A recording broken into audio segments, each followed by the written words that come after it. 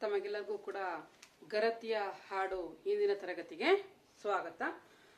ಕಳೆದ ತರಗತಿಯಲ್ಲಿ ನಾವು ಈ ಒಂದು ಗೆಳೆತನ, ಒಳ್ಳೆಯವರ ಗೆಳೆತನ ಒಂದು ಕಲ್ಲು ಸಕ್ಕರೆಯ ಹಾಗೆ ಹೇಗೆ ಅನ್ನೋದನ್ನ ತಿಳ್ಕೊಂಡಿದ್ವಿ. ಹಾಗೇನೆ ಬದುಕಿನ ವಿಚಾರವನ್ನ ಪ್ರಸ್ತಾಪ ಮಾಡಿದ್ರು ಯಾರೋ ಒಂದು ನಮ್ಮ ಗೆಳತಿಯರು ಅಥವಾ ಸ್ತ್ರೀಯರು ಅಥವಾ ಜನಪದರು ಅಂತ ಹೇಳಿ, ಹೇಗೆ ಬದುಕಿನಲ್ಲಿ ಬರುವಂತಹ ಒಂದು ಕಷ್ಟಗಳನ್ನ ಬಿಡಿಸುವಂತಹ ಒಂದು ಕೆಲಸವನ್ನ ದೇವರು ಮಾಡಬೇಕು ಅಂತಕ್ಕಂಥ ಒಂದು ವಿಚಾರವನ್ನ ನಾವು ತಿಳ್ಕೊಂಡಿದ್ವಿ.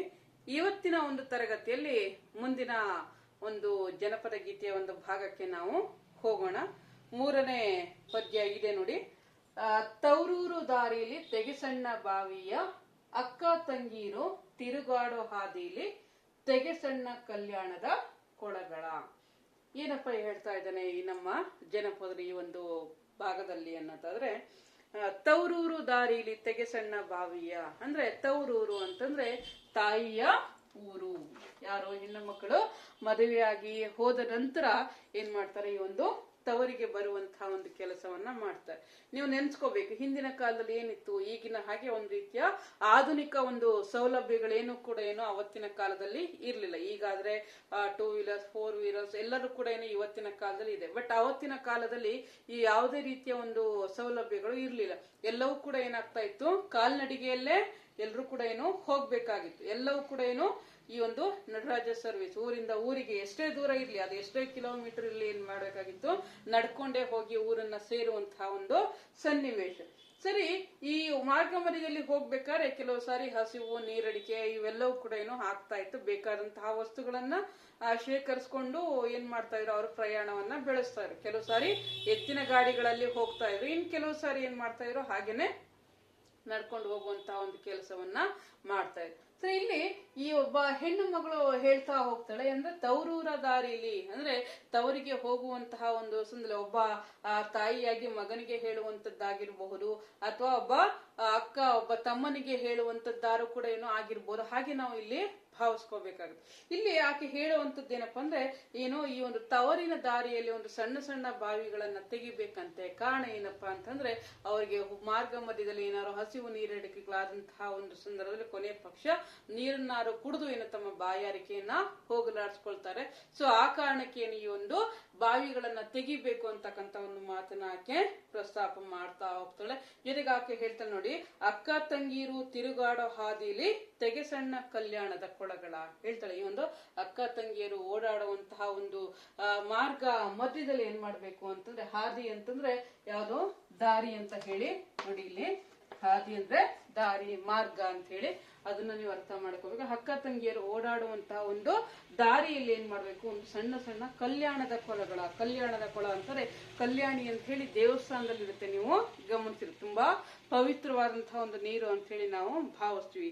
ಏನ್ ಮಾಡ್ತೀವಿ, ಹೋಗ್ತೀವಿ ಕಲ್ಯಾಣಿ ಹತ್ರ ಹೋಗಿ ಒಂದು 4 ಹನಿ ನೀರನ್ನ ತೆಗೆದು ಏನ್ ಮಾಡ್ತೀವಿ, ನಮ್ಮ ದೇಹದ ಮೇಲೆ ಹಾಕೊಳ್ತಕ್ಕಂತ ಒಂದು ಕೆಲಸವನ್ನ ನಾವು ಮಾಡ್ತಾ ಹೋಗ್ತೀವಿ. ಯಾಕಂದ್ರೆ ಕಲ್ಯಾಣಿಯ ನೀರು ತುಂಬಾ ಶ್ರೇಷ್ಠವಾದದ್ದು, ನಮ್ಮೆಲ್ಲ ಪಾಪಗಳನ್ನು ಕಳೆಯುವಂತಹ ಒಂದು ಕೆಲಸವನ್ನ ಮಾಡ್ತಾ ಹೋಗುತ್ತೆ ಅಂತ. ಹಾಗೇನೆ ಇಲ್ಲಿ ಆ ಒಂದು ಹೆಣ್ಣು ಮಗಳು ಹೇಳುವಂತದ್ದು ಏನಪ್ಪಾ ಅಂದ್ರೆ, ಈ ಒಂದು ಸಣ್ಣ ಸಣ್ಣ ಒಂದು ಕಲ್ಯಾಣದ ಕೊಳಗಳನ್ನ ಅಂದ್ರೆ ನೀರು ತುಂಬುವಂತಹ ಒಂದು ಕ್ಷೇತ್ರಗಳು, ಕಲ್ಯಾಣಿಯ ರೀತಿಯಲ್ಲಿ ಇರುವಂತಹ ಒಂದು ಸಣ್ಣ ಸಣ್ಣ ಕೊಳಗಳನ್ನ ನಿರ್ಮಾಣ ಮಾಡುವಂತಕ್ಕಂಥ ಒಂದು ಆಕಾಂಕ್ಷೆಯನ್ನ ಇಲ್ಲಿ ಏನ್ ಮಾಡ್ತಾಳೆ, ಆ ಒಂದು ಹೆಣ್ಣು ಮಗಳು ವ್ಯಕ್ತಪಡಿಸ್ತಾ ಹೋಗ್ತಾಳೆ. ಕಾರಣ ಅಂದ್ರೆ ಇಲ್ಲಿ ನಾವು ಯೋಚನೆ ಮಾಡ್ಬೇಕಾದ್ದು ಕೂಡ ಅವತ್ತಿನ ಕಾಲದಲ್ಲಿ ನೀರಿಗೆ ಬರ ಇರ್ಲಿಲ್ಲ. ಅದನ್ನು ಕೂಡ ಕೆಲವು ಸಾರಿ ಬರಗಾಲ ಬರ್ತಾ ಇತ್ತು.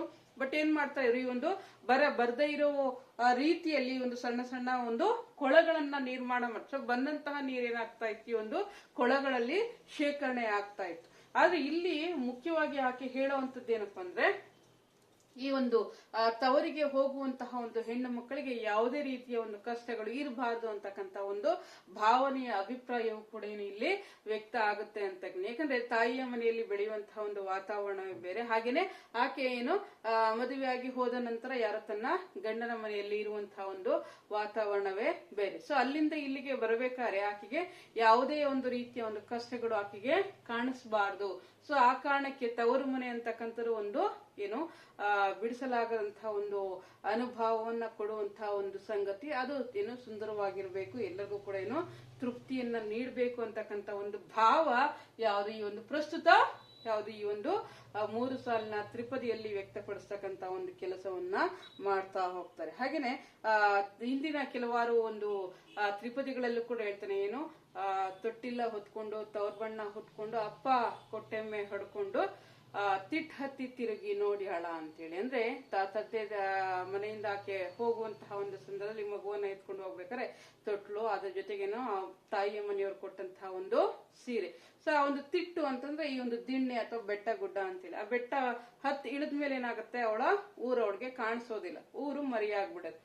ಸೊ ಕೊನೆಯ ಬಾರಿ ನೋಡುವಾಗ ಆಕೆ ಏನ್ ಮಾಡ್ತಾಳೆ, ಆ ಒಂದು ಬೆಟ್ಟದ ಮೇಲೆ ನಿಂತ್ಕೊಂಡು ಏನ್ ಮಾಡ್ತಾಳೆ, ತನ್ನ ಊರನ್ನ ನೋಡುವಂತಹ ಒಂದು ಕೆಲಸವನ್ನ ಮಾಡ್ತಾ ಹೋಗ್ತಾಳೆ. ಅಂದ್ರೆ ಆ ಊರು ತವರೂರು ಅಂತಕ್ಕಂಥದ್ದು ಯಾವುದೋ ಆ ಒಂದು ಹೆಣ್ಣು ಮಗಳಿಗೆ ಅಷ್ಟು ಆ ಸಂತೋಷವನ್ನ ಕೊಡುವಂತಹ ಒಂದು ಜಾಗ ಅಂತಕ್ಕಂಥದ್ದು. ಅದಕ್ಕೆ ಇಲ್ಲಿ ಆಕೆ ಹೇಳುವಂಥದ್ದು ಯಾವ್ದು ತವರೂರು ಏನು ನೋಡಿ, ಬೇರೆ ಯಾರ ವಿಚಾರವನ್ನು ಕೂಡ ಆಕೆ ಹೇಳ್ತಾಳೆ, ಯಾರು ಅಕ್ಕ ತಂಗಿಯರು ಅಂತಕ್ಕಂಥ ಮಾತನ್ನ ಆಕೆ ಪ್ರಸ್ತಾಪ ಮಾಡ್ತಾ ಹೋಗ್ತದೆ. ಯಾಕಂದ್ರೆ ಹೆಣ್ಣು ಮಕ್ಕಳಿಗೆ ಅದು ಹೆಚ್ಚಿನ ಪ್ರಾಮುಖ್ಯತೆಯನ್ನ ಪಡ್ಕೋತಾ ಹೋಗುತ್ತೆ. ಸೊ ಅದಕ್ಕೆ ಈ ಒಂದು ಅಕ್ಕ ತಂಗಿಯರಿಗೆ ಏನು ಅವರ ಜೊತೆ ಹುಟ್ಟಿದಂತಹ ಒಂದು ಅಕ್ಕ ತಂಗಿಯರಾಗಿರ್ಬೋದು, ಅಥವಾ ಊರಿಗೆ ಬರ್ತಕ್ಕಂಥ ಬೇರೆ ಮನೆಯ ಒಂದು ಅಕ್ಕ ತಂಗಿಯರು ಕೂಡ ಏನು ಆಗಿರ್ಬೋದು, ಯಾರು ಕೂಡ ಆಗಿರ್ಬೋದು, ಯಾರೇ ಆಗಿರ್ಲಿ ಅವ್ರಿಗೇನಾಗುತ್ತೆ, ಆ ಒಂದು ನೀರಡಿಕೆಯಾದಂತಹ ಒಂದು ಸಂದರ್ಭದಲ್ಲಿ ಈ ಕೊಳಗಳು, ಈ ಒಂದು ಬಾವಿಗಳೇನಾಗುತ್ತೆ, ಅವರ ಹಸಿವನ್ನ ನೀರಡಿಕೆಯನ್ನ ಹೋಗಲಾಡಿಸುವಂತಹ ಒಂದು ಕೆಲಸವನ್ನ ಮಾಡ್ತಾ ಹೋಗುತ್ತೆ. ಸೊ ಅದಕ್ಕೆ ಏನ್ ಮಾಡ್ಬೇಕು, ಈ ಒಂದು ಬಾವಿಗಳನ್ನ, ಈ ಒಂದು ಕಲ್ಯಾಣದ ಕೊಳಗಳನ್ನ ನಿರ್ಮಾಣ ಮಾಡಬೇಕು ಅಂತಕ್ಕಂಥ ಒಂದು ಆಕಾಂಕ್ಷೆಯನ್ನ ಒಬ್ಬ ಹೆಣ್ಣು ಮಗಳು ಏನು ವ್ಯಕ್ತಪಡಿಸ್ತಾ ಹೋಗ್ತಾರೆ. ಅದು ಯಾವುದು, ಈ ಒಂದು 3ನೇ ಪದ್ಯದಲ್ಲಿ ಬರುವಂತಹ ಒಂದು ಸಾರ್.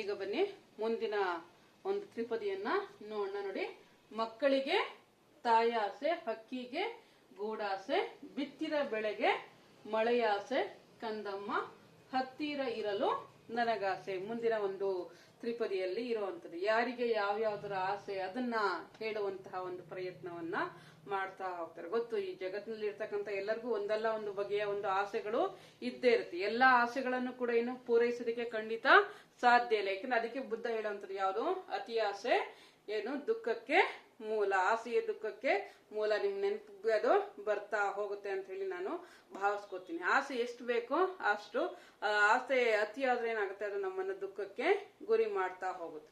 ಹಾಗಾದ್ರೆ ಇಲ್ಲಿ ಇರುವಂತಹ ಒಂದು ಆಸೆಗಳು ಯಾವುದು, ಒಂದು ಸಣ್ಣ ಮಿತಿಯನ್ನ ಒಳಗೊಂಡಿರ್ತಕ್ಕಂಥ ಒಂದು ಆಸೆಗಳು ಯಾವುದು ಇಲ್ಲಿ ಇರುವಂತ ಅತಿ ದೊಡ್ಡ ಆಸೆಗಳೇನು ಇಲ್ಲಿ ಇಲ್ಲ. ಯಾಕಂದ್ರೆ ಆ ಒಂದು ಸಣ್ಣ ಆಸೆ ಏನಾಗುತ್ತೆ, ನಮ್ಮಲ್ಲಿ ಒಂದು ದೊಡ್ಡ ಮಹತ್ತರವಾದಂತಹ ಒಂದು ಬದಲಾವಣೆಯನ್ನ ಮಾಡೋದಕ್ಕೆ ಸಾಧ್ಯ. ಆ ಸಣ್ಣ ಸಣ್ಣ ಆಸೆಗಳೇ ಬದುಕನ್ನ ನಮ್ಮನ್ನ ಉತ್ತಮ ವ್ಯಕ್ತಿತ್ವವನ್ನ ನಿರ್ಮಾಣ ಮಾಡ್ತಕ್ಕಂತ ಒಂದು ಕೆಲಸಗಳು ಕೂಡ ಏನು ಆಗಿರ್ಬೋದು.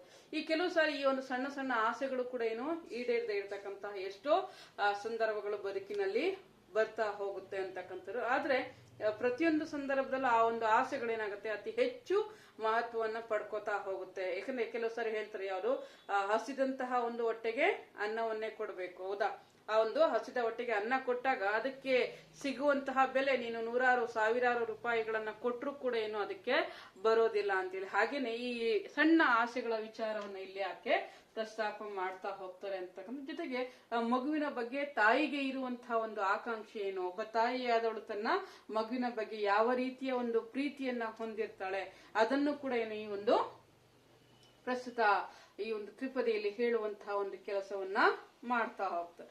ಇಲ್ಲಿ ಏನಿದೆ ನೋಡಿ, ಇಲ್ಲಿ ಮಕ್ಕಳಿಗೆ ತಾಯಿ ಆಸೆ ಅಂದ್ರೆ ಸಹಜವಾಗಿನೇ ಅವನು ಮಕ್ಕಳು ಏನ್ ಮಾಡ್ತಾರೆ, ತಾಯಿಯನ್ನ ಇಷ್ಟಪಡ್ತಕ್ಕಂತ ಒಂದು ಕೆಲಸವನ್ನ ಮಾಡ್ತಾ ಹೋಗ್ತಾರೆ. ಯಾಕಂದ್ರೆ ತಾಯಿಯ ಮಹತ್ವ ನಿಮ್ಗೆ ಗೊತ್ತು. ಎಷ್ಟೇ ಕಷ್ಟ ನಷ್ಟಗಳು ಬಂದ್ರೂ ಕೂಡ ಏನ್ ಮಾಡ್ತಾಳೆ, ಆಕೆ ತನ್ನ ಒಂದು ಮಕ್ಕಳನ್ನ ಪೋಷಿಸಿ ಬೆಳೆಸ್ತಕ್ಕಂತ ಒಂದು ಕೆಲಸವನ್ನ ಮಾಡ್ತಾ ಹೋಗ್ತೀನಿ. ಕೆಲವು ಸಂದರ್ಭದಲ್ಲಿ ಏನಾಗುತ್ತೆ, ತಂದೆಗಿಂತಲೂ ತಾಯಿ ಶ್ರೇಷ್ಠ ಸ್ಥಾನವನ್ನ ಪಡ್ಕೋತಾಳೆ ಅಂತಕ್ಕಂಥ ವಿಚಾರಗಳೆಲ್ಲವೂ ಕೂಡ ನಿಮ್ಗೆ ಗೊತ್ತು. ಎಲ್ಲವನ್ನು ಕೂಡ ಏನು ನೀವು ಕೇಳಿ ತಿಳ್ಕೊಂಡಿದ್ದೀರ. ಅದಕ್ಕೆ ಇಲ್ಲಿ ಯಾಕೆ ಹೇಳ್ತಾರೆ, ಮಕ್ಕಳು ಸಹಜವಾಗಿ ಏನ್ ಮಾಡ್ತಾರೆ, ತಾಯಿಯನ್ನ ಆಸೆ ಪಡ್ತಾರೆ. ಅದ್ರಲ್ಲೂ ನಿಮ್ಗೆ ಗೊತ್ತಿರ್ಬೋದು, ಏನು ಆಗ ತಾನೇ ಜನ್ಮ ಪಡೆದಂತಹ ಒಂದು ಮಗು, ಯಾಕಂದ್ರೆ 9 ತಿಂಗಳ ಒಂದು ತಾಯಿಯ ಹೊಟ್ಟೆಯಲ್ಲಿ ಬೆಳೆದಂತಹ ಒಂದು ಮಗು ಮೊದಲು ಗುರುತು ಹಿಡಿಯುವಂತದ್ದೇ ಯಾವ್ದನ್ನ, ತಾಯಿಯನ್ನು.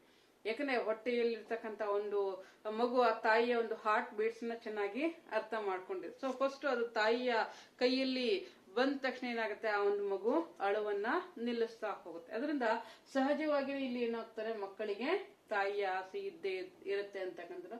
ಹಕ್ಕಿಗೆ ಗೂಡಾಸೆ, ಆ ಒಂದು ವಾಸ ಮಾಡುವಂತಹ ಒಂದು ಪಕ್ಷಿ ಏನ್ ಮಾಡುತ್ತೆ, ತನ್ನ ಗೂಡನ್ನ ಆಸೆ ಪಡ್ತಾ ಹೋಗುತ್ತೆ. ಕಾರಣ ಏನಪ್ಪಾ ಅಂದ್ರೆ, ಅದಕ್ಕೆ ಬದುಕಲಿಕ್ಕೆ ಆಶ್ರಯವನ್ನ ಕೊಟ್ಟಿರ್ತಕ್ಕಂಥದ್ದೇ ಯಾವ್ದು, ಈ ಒಂದು ಗೂಡು. ಗೂಡು ಇಲ್ದೇನೆ ಅದು ಬದುಕೋದಿಕ್ಕೆ ಸಾಧ್ಯನೇ ಇಲ್ಲ. ಆ ಗೂಡಿಲಿರ್ತಕ್ಕಂಥ ತಂದೆ ಆದಂತಹ ಒಂದು ಮರಿಗಳ ಪೋಷಣೆಯಲ್ಲಿ ಯಾವ್ದು ಆ ಒಂದು ಹಕ್ಕಿ ತನ್ನ ಜೀವನವನ್ನ ಕಳೀತಾ ಹೋಗುತ್ತೆ. ಎಷ್ಟೇ ದೂರ ಹಾರು ಹೋದ್ರೂ ಕೂಡ ಮತ್ತೆ ಏನ್ ಮಾಡುತ್ತೆ, ತನ್ನ ಗೂಡಿನ ಬಳಿಗೆ ಬಂದೇ ಬರುತ್ತೆ, ಯಾವ್ದು ಈ ಒಂದು ಪಕ್ಷಿ ಅಥವಾ ಹಕ್ಕಿ. ಅದರಿಂದ ಆ ಹಕ್ಕಿಗೇನು ಆ ಒಂದು ಗೂಡಿನ ಆಸೆ ಇದೆ ಅಂತಕ್ಕಂಥದ್ದು.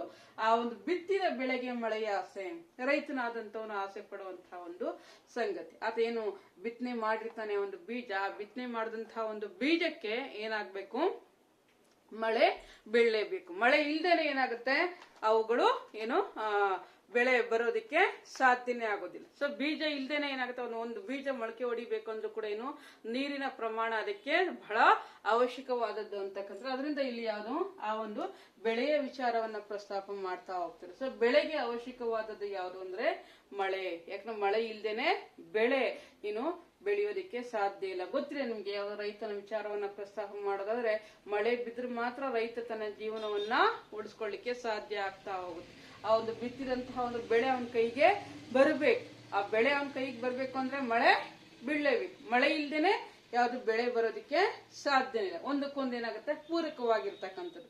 ಅದಿಲ್ದೆ ಯಾವ್ದು ಇದು ಇರೋದಿಕ್ಕೆ ಸಾಧ್ಯ ಇಲ್ಲ ಅಂತಕ್ಕಂದ್ರೆ. ಹಾಗೇನೆ ಒಬ್ಬ ತಾಯಿ ಆಸೆ ಪಡುವಂತದ್ದು ಏನಪ್ಪಾ ಅಂದ್ರೆ, ಕಂದಮ್ಮ ಹತ್ತಿರ ಇರಲು ನನಗಾಸೆ. ಕಂದಮ್ಮ ಚಿಕ್ಕ ಮಗುವನ್ನ ಕುರಿತು ತಾಯಿ ಹೇಳ್ತಾಳೆ, ಹೇಗೆ ನೀನು ಆಸೆ ಪಡ್ತೀಯೋ ಹಾಗೇನೆ ಏನು ತಾಯಿಯಾದಂತಹ ನನಗೆ ಸದಾಕಾಲ ಏನು ನಿನ್ನ ಸಮೀಪದಲ್ಲೇ ಇರಬೇಕು ಅಂತಕ್ಕಂಥ ಒಂದು ಆಸೆಯು ಕೂಡ ಏನು ಬಹಳವಾಗಿ ಇದೆ ಅಂತ ಹೇಳಿ ಏನು ಆ ಒಂದು ಮಗುವಿನ ಬಗ್ಗೆ ಹೇಳ್ತಾ. ಅಂದ್ರೆ ಇಲ್ಲಿ ಹೇಳುವಂತದ್ದು ಏನಪ್ಪಾ ಅಂದ್ರೆ, ಮಗುವಿನ ಮಹತ್ವವನ್ನ ಸಾರುವಂತಹ ಒಂದು ಕೆಲಸವನ್ನ ಯಾವ್ದು ಈ ಒಂದು ತ್ರಿಪದಿ ಮಾಡ್ತಾ ಹೋಗುತ್ತೆ. ನಿಮ್ಗೆ ಗೊತ್ತಿರ್ಬೋದು, ಯಾರು ಕೂಸು ಇದ್ದ ಮನೆಗೆ ಬೀಸಣಿಗೆ ಯಾತಕ, ಕೂಸು ಕಂದಯ್ಯ ಹೊರೊಳಗ ಆಡಿದರ ಬೀಸಣಿಕೆ ಗಾಳಿ ಸುಳಿದಾವ. ಮಗುವಿನ ಒಂದು ಮಹತ್ವವನ್ನ ಹೇಳುವಂಥದ್ದು. ಯಾಕಂದ್ರೆ ಮಗು ಇದ್ದಾಗ ಏನಾಗುತ್ತೆ, ಅವನಿಗೆ ಎಷ್ಟೇ ಬಡತನ ಸಿರಿತನ ಏನೇ ಇರ್ಲಿ ಅವೆಲ್ಲವನ್ನು ಕೂಡ ಏನು ಹೋಗಲಾಡಿಸುವಂತಹ ಒಂದು ಶಕ್ತಿ ಯಾವುದಕ್ಕೆ, ಆ ಒಂದು ಮಗುವಿಗೆ ಇದ್ದೇ.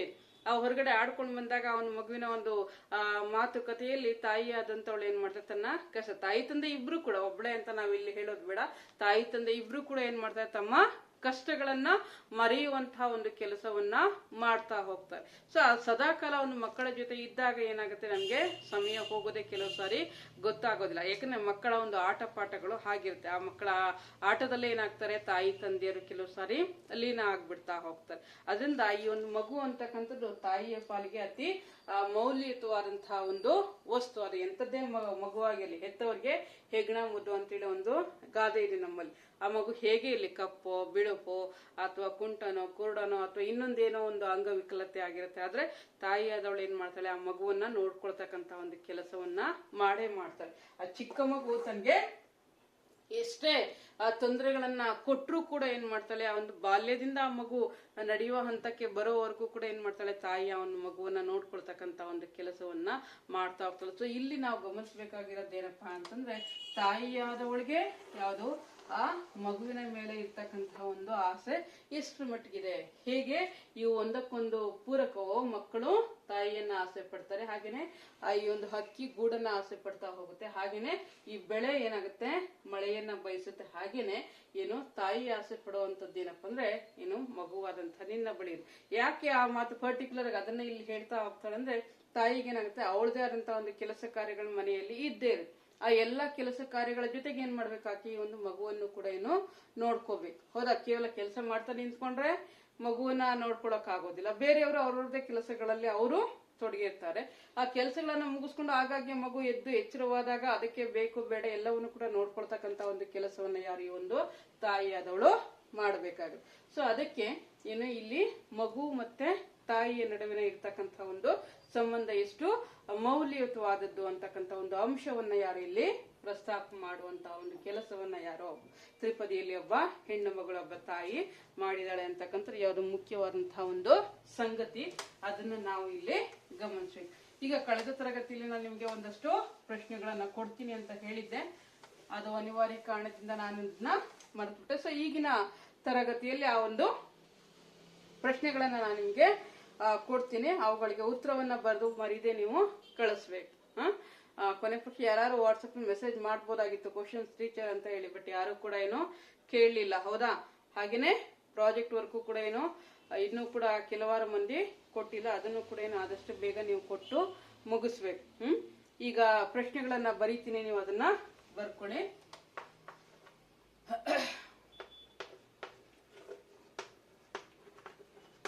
ಗೆಳೆತನದ ಬಗ್ಗೆ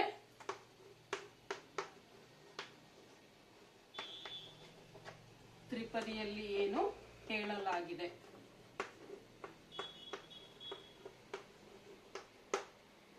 ಈ ತರಗತಿ ಟೆಲಿಕಾಸ್ಟ್ ಆದ ನಂತರ ಆ ಒಂದು ದಿನ ಆದ್ಮೇಲೆ ನೆಕ್ಸ್ಟ್ ಡೇ ಏನೋ ಒಂದು ಬೆಳಿಗ್ಗೆ 11 ಗಂಟೆಗೆ ಟೆಲಿಕಾಸ್ಟ್ ಆದ್ರೆ ನೆಕ್ಸ್ಟ್ ಡೇ 11 ಗಂಟೆ ಒಳಗಡೆ ಯಾವುದೇ ಒಂದು ಹೋಮ್ ವರ್ಕ್ ಯಾವುದು ನನ್ನ ಮೊಬೈಲ್ ವಾಟ್ಸಪ್ ಅಲ್ಲಿ ಇರಬೇಕು. ಮರಿಬೇಡಿ ಯಾವುದೇ ಕಾರಣಕ್ಕೂ.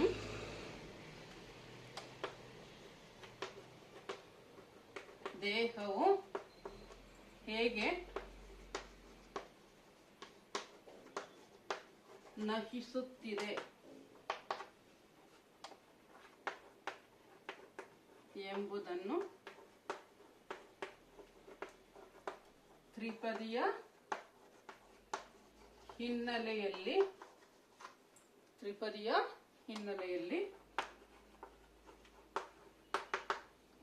ಬರೆಯಿರಿ. ತ್ರಿಪದಿಯ ಹಿನ್ನೆಲೆಯಲ್ಲಿ ಬರೆಯಿರಿ. ನೆಕ್ಸ್ಟ್ ಮೂರನೇದು,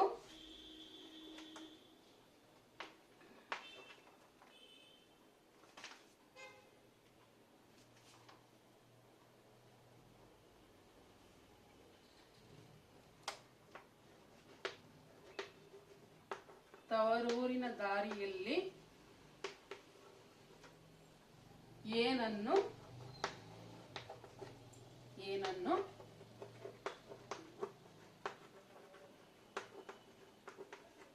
ನಿರ್ಮಿಸಬೇಕು? ಮೂರನೇದು, ತವರೂರಿನ ದಾರಿಯಲ್ಲಿ ಏನನ್ನು ನಿರ್ಮಿಸಬೇಕು. ನೆಕ್ಸ್ಟ್ ನಾಲ್ಕನೇದು,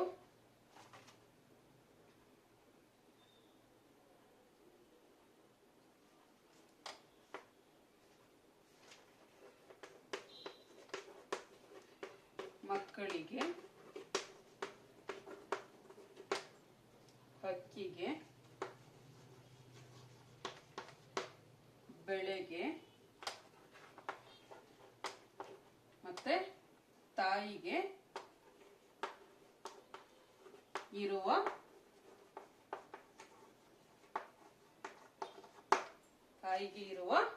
ಆಸೆಗಳೇನು? ಮಕ್ಕಳಿಗೆ, ಹಕ್ಕಿಗೆ, ಬೆಳೆಗೆ, ತಾಯಿಗೆ ಇರುವ ಆಸೆಗಳೇನು?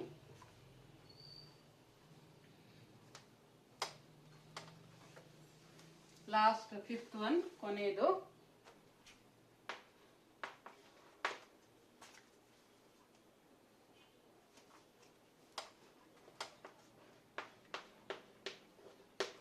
ಗ್ರಾಂಥಿಕ ರೂಪ ಬರೆಯಿರಿ. ಗ್ರಂಥಸ್ಥ ರೂಪ, ಗ್ರಾಂಥಿಕ ರೂಪ ಅಂತ ಹೇಳಿ ಅದನ್ನ ಬರಿಬೇಕು. ಹಾದಿಲಿ ಒಂದೇ ಒಂದು ಎಕ್ಸಾಂಪಲ್ ನಾನು ನಿಮ್ಗೆ ಹೇಳ್ಕೊಡ್ತೀನಿ. ಹಾದಿಲಿ ಅಂತಂದ್ರೆ ಹಾದಿಯಲ್ಲಿ, ಮಾರ್ಗದಲ್ಲಿ ಅಥವಾ ದಾರಿಯಲ್ಲಿ ಅಂತ ಹೇಳಿ ಆ ತರ ಬರುವಂತಹ ಒಂದು ಪದಗಳು. ನೆಕ್ಸ್ಟ್ ಒನ್,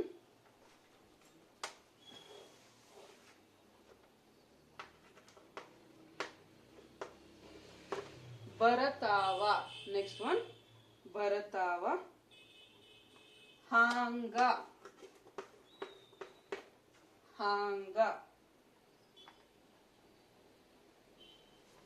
ಅಕ್ಕ ತಂಗೀರು, ಅಕ್ಕ. ಪುಸ್ತಕ ರೂಪದಲ್ಲಿ ಅಥವಾ ಗ್ರಂಥಸ್ಥ ರೂಪದಲ್ಲಿ ಅದನ್ನ ಹೇಗ್ ಬರೀತೀರಾ ನೋಡ್ತೀನಿ.